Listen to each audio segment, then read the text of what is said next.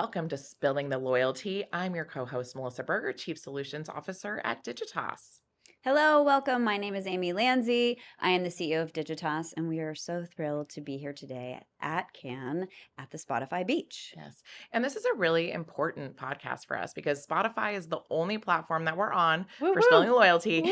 And we're at the Spotify booth with our friend from Spotify. Couldn't get any better than this. And it's hot out. We're in AC. It's beautiful.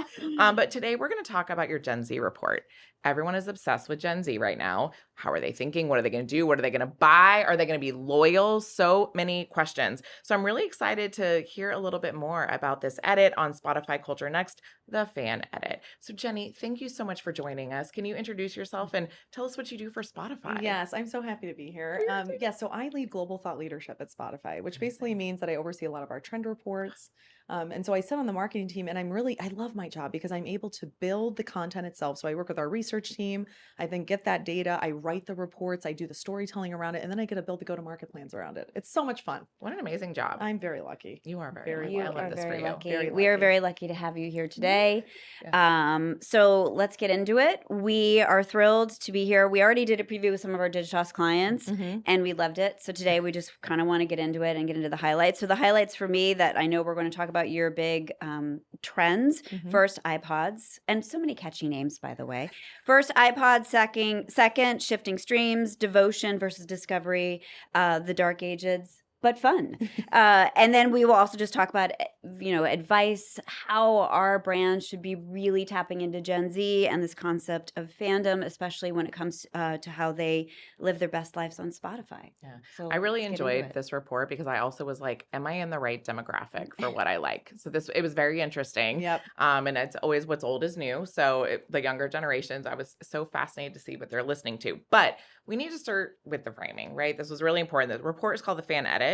When you picked the title, how did you think about that, especially for our Gen Zs? Like, what does that mean to you and to our Gen Z fans? Yeah, I don't think we would have called it this last year. So Culture Next is our annual youth culture report. It's now in its Amazing. 7th year. It's kind of like the Land Before Time 23. It's like you have to keep thinking of something new. And I'm really thrilled because it really is new this year. So what we decided to do, we of course looked at Gen Z as a group. Okay. So on Spotify, Gen Z in the US makes up 35% of our audience, which is really exciting and really terrifying, right? We want to make sure we speak to them and we speak to them well and that they feel at home on platform.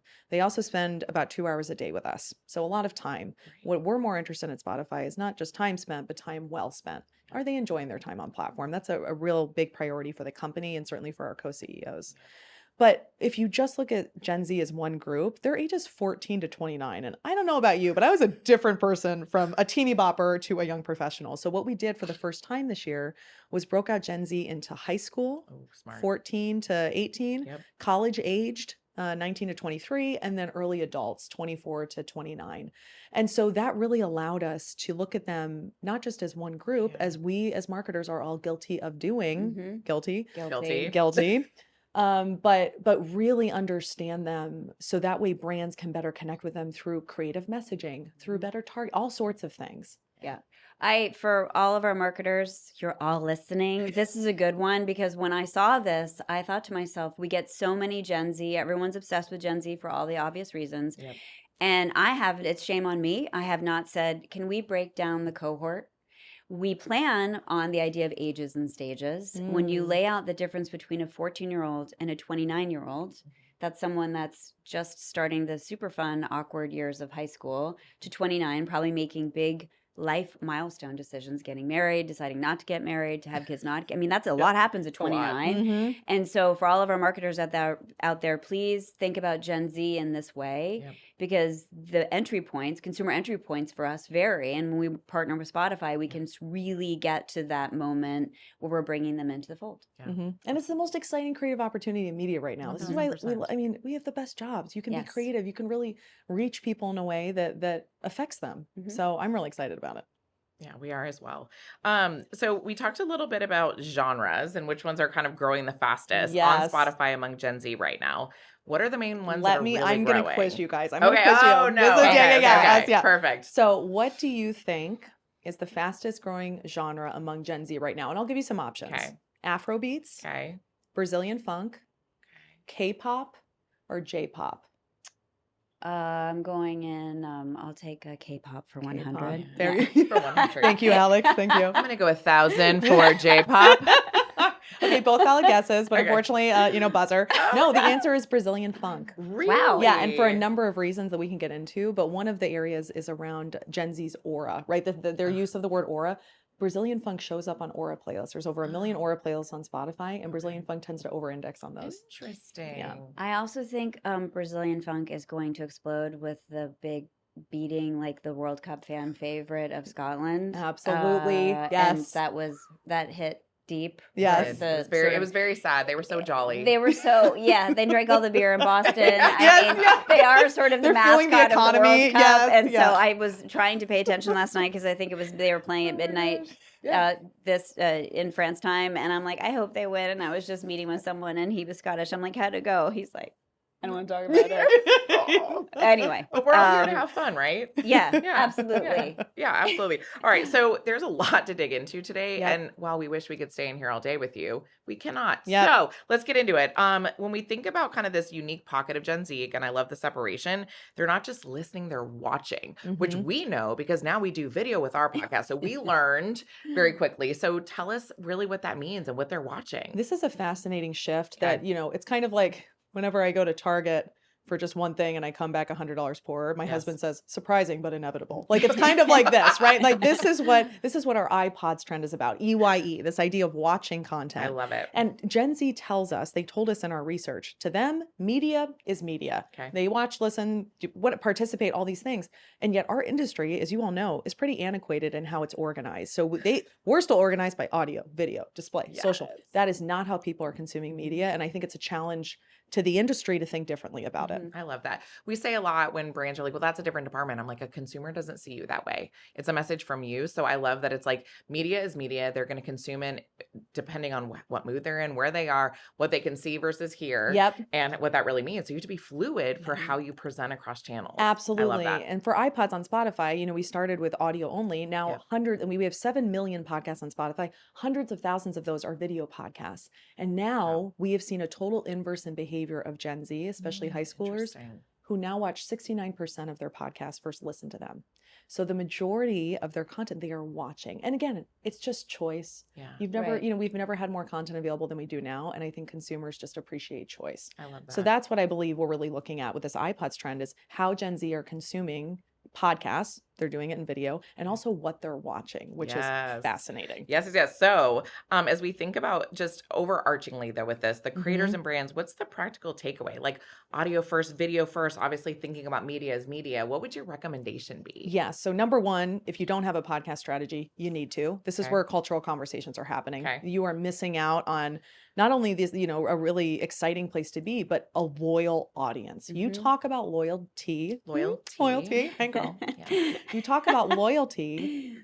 The most highly engaged, most loyal people are podcast fans. I can't stress it enough. So Truly. brands, if you don't have a podcast strategy, you need to have one. Secondly, it should be audio and video. Media is media. There's a lot of opportunities to show your brand. And also, ask yourself the question, could your audience recognize your brand with their eyes closed? You need to have an audio strategy. You need, you can close your eyes, but not your ears. So what Yeah. does that actually mean for brands? Absolutely. And we help brands build that all the time Yes. at Spotify. We built the sound of Digitas. We did. It's magical. Feels like a Yes. unicorn with energy. If you'd like to learn Isn't more that about what we it. are? Yeah, that's All right. So now let's Okay. get into theme 2, Amy. All right. So they're watching more, which I'm using air quotes, not the people that are listening can understand that. They're also really into shape shifting. And I Mm. love your phrase of media is media. We say everything everywhere all at once, which is really this idea of shape shifting. So tell us more about shifting streams.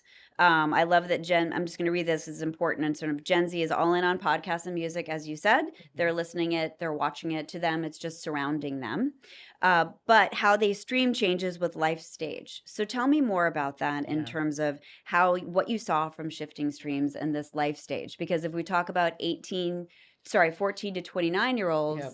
there's a lot that happens in A life then. lot. So I'm curious on how those things all work together. Yeah, absolutely. So you asked earlier about the fan edit. I said we Yes. wouldn't have called it this.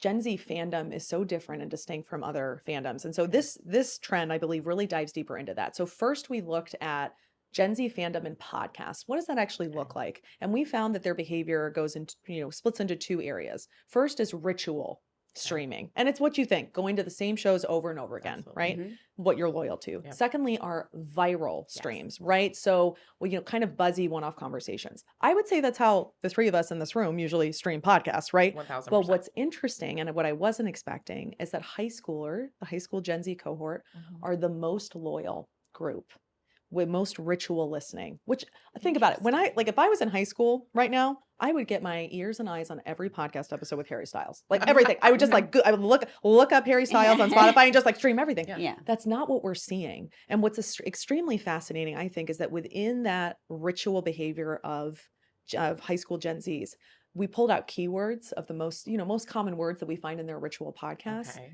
Things like social media challenges, internet memes, things like that.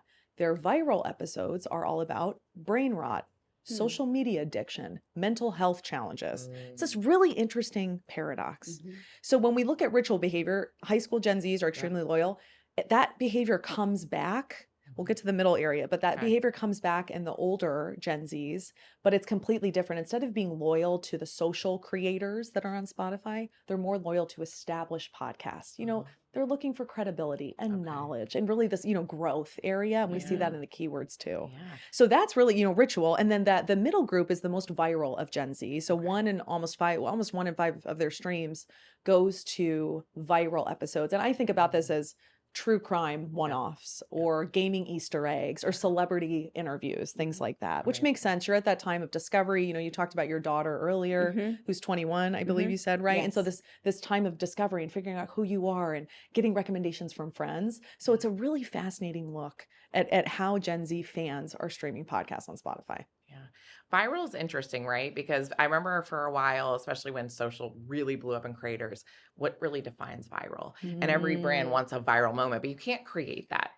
It has to happen very organically, and you need to make sure that you're authentic, which I think is a really important part of virality. Mhm. So I'd love to think, like, from this perspective and from Spotify with this report, what makes something viral? Like, what really creates that? Yeah, and great question. I think a lot of people look at viral as trend chasing or culture chasing. Mhm. That's not what we see on Spotify. It's not that people are chasing something.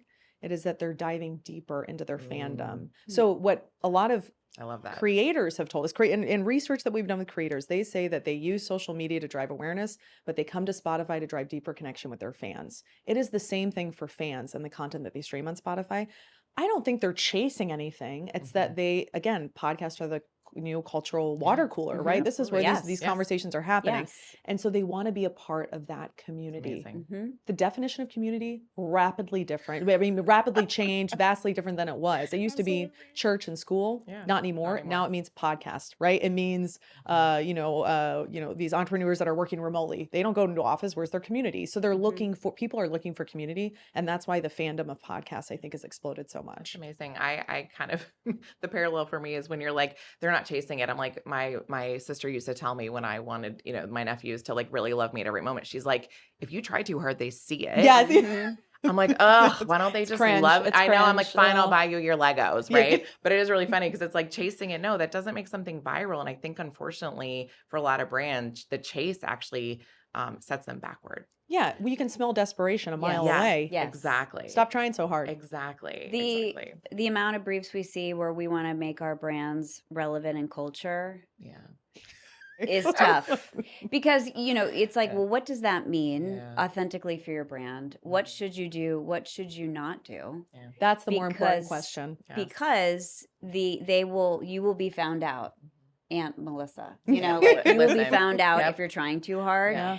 And it's an interesting, because everyone here is saying culture, Yes. and fandom, but fandom is deeply personal. Mm-hmm. Mm-hmm. And I love how you talk about, like, if you're really into certain things, you're going to go deep on this. We were, in an old way, that's a music term, is when people read liner notes. Of course.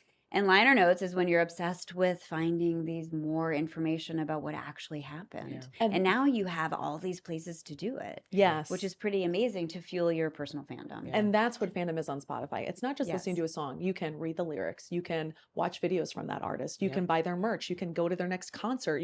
There's so much more to immerse yourself in. And on Spotify, our fandom encourages you to go live your life. Like, go touch grass, go live, your great life, live out fandom, things like that, instead of sitting on a couch all day or scrolling or watching, no, go live your life. Yes, please. Yep. And, with music, of course. Yes. Absolutely. And all the different things that you're doing. Yeah. Okay. So are we ready for the next one? I think so. Well, I think, yes, the ritual listening is all about loyalty. So, of course, because this is Spilling the LoyalTea, we need to make sure we emphasize that. Yep. I do find that so many people are so loyal to Spotify. And yes, it's a subscription base, but you get so much for that. And I really love the virality as well as the ritualistic behavior, because I think a lot of brands want that. You want your evergreen, and then you want to be able to have those kind of pulse moments, which you could argue are more of the viral listening. So it's just a really interesting way to think about how you're bringing in, your loyal customers at different moments. But yes. On to the next. But I will add one more thing on that, which is I love the balance. So often when we think about agents and stages, we, from a business strategy standpoint, you look for the rituals and routines. And what are those things how you can break into those? And that's how you start to recruit someone into your brand ecosystem. We call those network experiences. Yes, we do.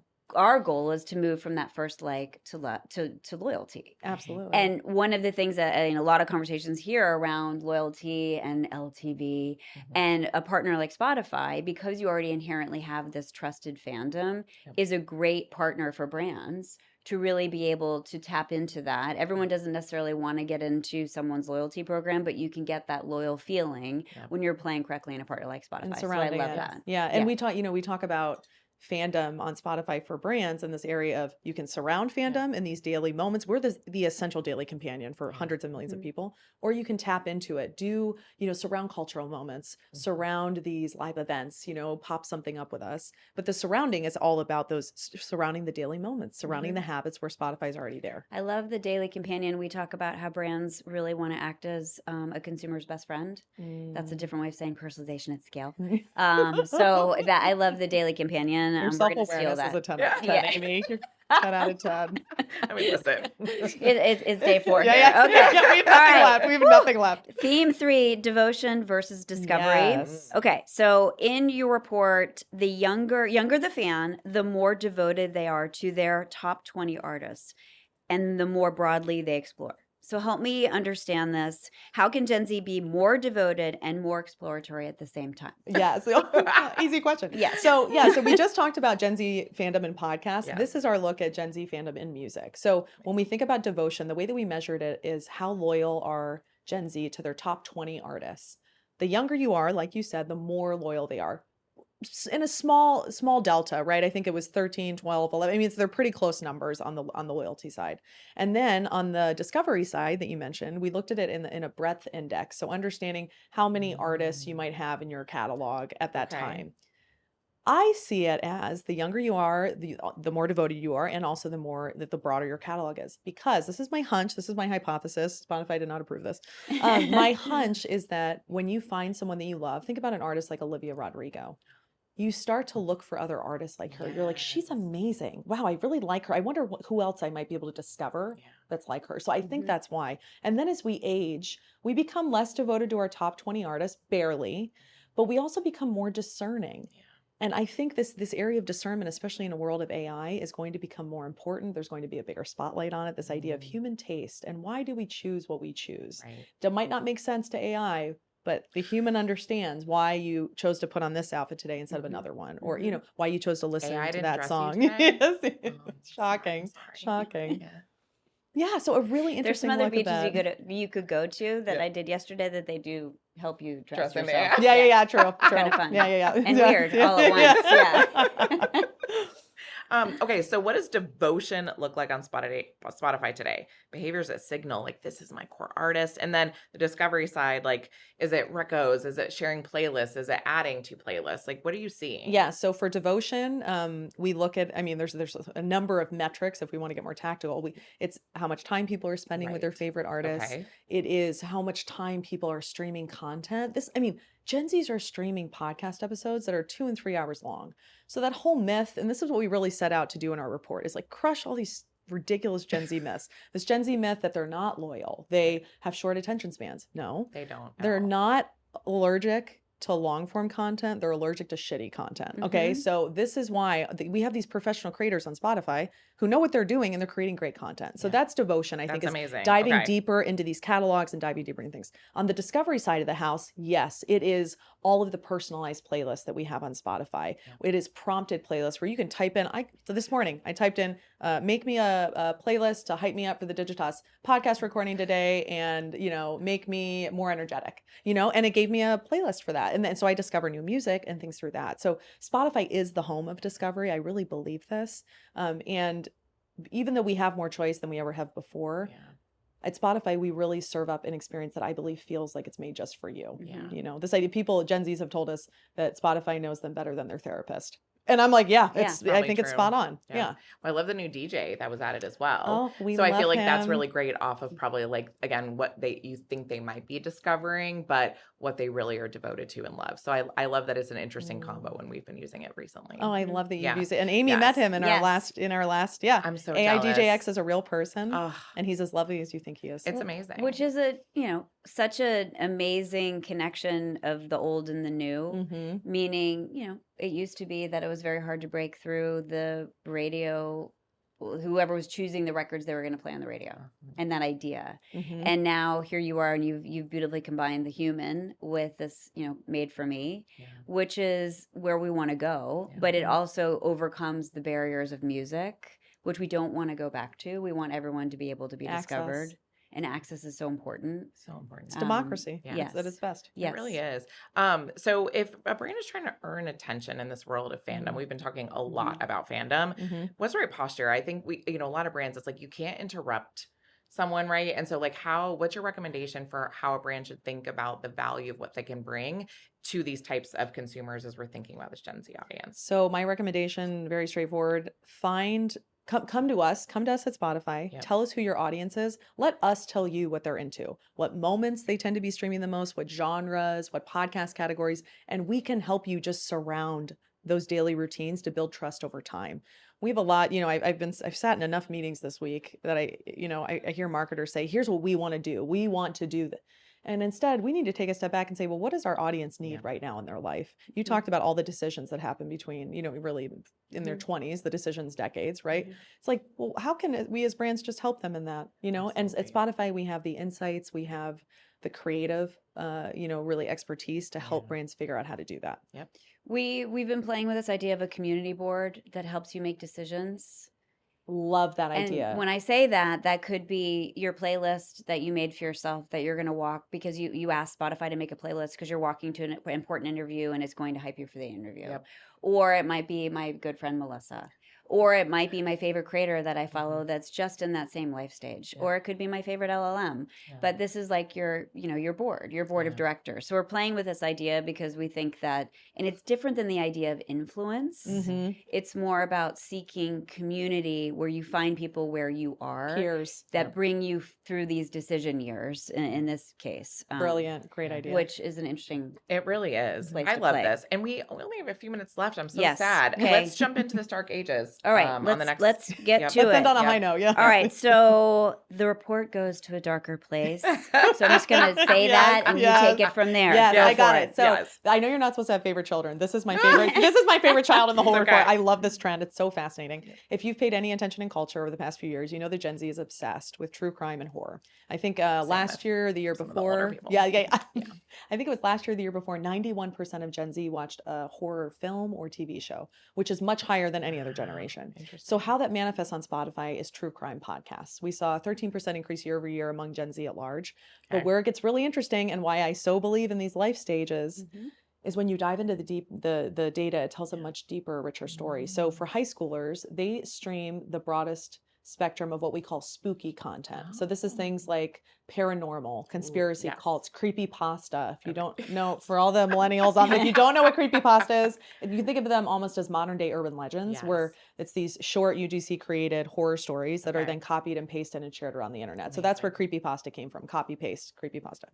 So that's what high school Gen Zs are really into. Then as they move into college, we see a spike in financial related crime content and relationship-based crime content. So it's this idea of you enter this life stage, you start to learn a little bit more about money and about love, and you want to make sure that all these bad things don't happen to you, right? How can I make sure I'm not swindled out of millions of dollars? How can I make sure my ex-boyfriend doesn't kill me, right? It's all these really, it's almost risk assessment, risk analysis.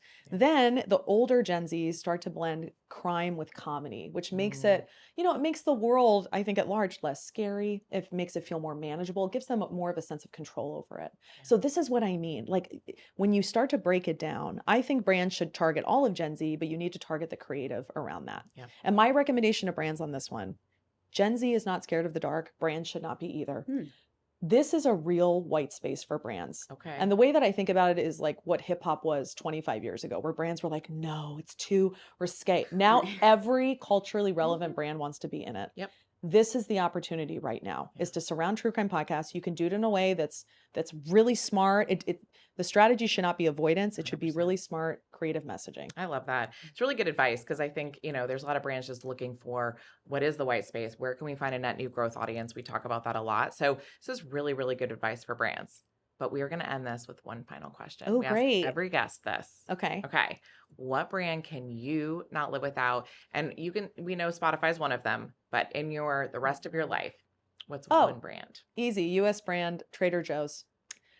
What I find fascinating about Trader Joe's as a marketer, have you ever seen an ad for Trader Joe's? Have you ever seen marketing for them? No. Well, I love the pamphlet that's in the front. Of course, the Makes me Fearless buy Flyer. it. The Fearless Flyer. Yeah. But you should go there to get it. And you know why I love Trader Joe's is because I think it's one of the few brands where every person that works there lives out the brand. I love going shopping there. The employees are friendly. They're helpful. I enjoy my experience there. And Trader Joe's has not spent, to my knowledge, Trader Joe's, correct me, I've never seen billboards, digital, nothing for them. They don't need to do it. And the products are great and the people are even better. I love that. Before we wrap, one thing I wanted to tell you is my husband always says, whenever you stop listening to new music and new content, you might as well just, you're dead. Yep, you're dead. You're dead. You're start getting old. Absolutely. So we have a really good mix of old and new, and I appreciate it because he shares new songs with me that maybe I wouldn't have discovered on my own. So I just think the Spotify platform does so much for people just like learning, growing, trying new things, and I love the white space opportunity here. But we want to make sure everyone listening, please keep renewing your Spotify subscription. Thank you. Pay our paychecks, people. Come on. This is an incredible platform. Spotify Wrapped is one of the absolute favorites. So many brands have copied the way that you do it. It's really, really big love. But we just want to make sure, please follow us on Spilling the LoyalTea. This is incredible every single year. And we are so thrilled to have you this time, Jenny. Thanks you so for much. the invitation. Thank you so much. Thank you.